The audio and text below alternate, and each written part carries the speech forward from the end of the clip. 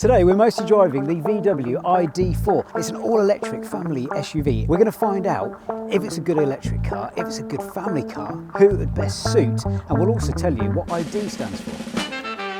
Now we've got the Pro version of the ID.4, but it comes in lots of different specs. But to find out more about that, head over to selectcarleasing.co.uk. These wing mirrors are absolutely massive, but they have balanced it out by having very aerodynamic handles. Spoiler alert. First things that jump out at me about the back is you've got this lovely light bar across the back. You've also got ID.4. ID stands for intelligent design. Is it intelligent though? We'll tell you more in the coming minutes, but I do want to open it by pressing here, like on the ID.3, where you put there and it opens up. The handle is there. And it's not an electric tailgate in this version, but other specs are electric. By the way, the boot is massive. Electricity goes in here, and you can have fast charging with the CCS connector.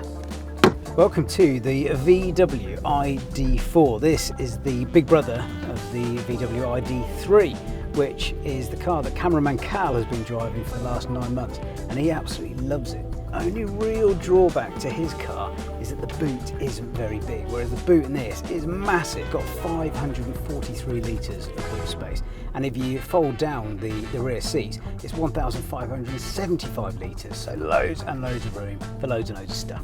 A big step up in terms of the litre spacage of the bootage. Right, let's check out the turning circle on the VW ID.4.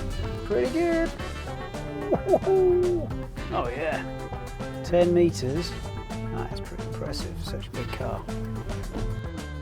When I first got in this car, I wasn't massively overwhelmed by it. In fact, I was quite underwhelmed. It wasn't as fast as the other electric cars that we've driven off the mark, but it doesn't need to be. 0 to 62 in 8.2 seconds, but it also has decent range as well, and all the mod cons that you'd expect and need from a car of this size and this quality. Electric windows, whatever next? In Volkswagen's attempts to save a bit of money, instead of having 4 buttons, 2 for the back, 2 for the front, you have to press a button here, which doesn't work. And now I can undo the windows in the back.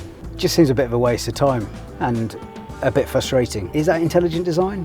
I don't think so. Ooh, one of the things I really like is the child lock.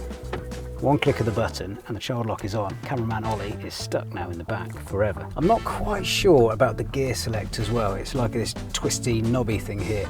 I prefer to have it in the gear stick like you do in the Tesla, but again, you'll get used to it. I think I prefer to have physical buttons here because it's quite easy to hit the wrong button and suddenly you've got your hazard lights on. Nice to not to have to look down and make sure you're hitting the right things. Oodles of room here. You've got great big cup holders. You can also take out your cup holders and create even more space. So intelligent design. So how does it feel to drive? Well, it's smooth as you'd expect with an electric car. You've got pretty much instant torque. Well, you have got instant torque. You're quite high up because it's an SUV. I think we've got the 21-inch wheels on this as well. Got that extra comfort there. Let's talk about the regen, because when you drive an electric car, you get regenerative braking, which puts energy back into your battery when you take your foot off the accelerator.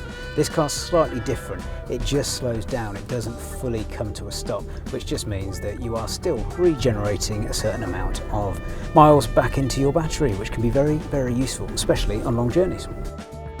One of the good things as well is you don't have that sound of a car. You've got a nice electric sound, which some people might not like. I do.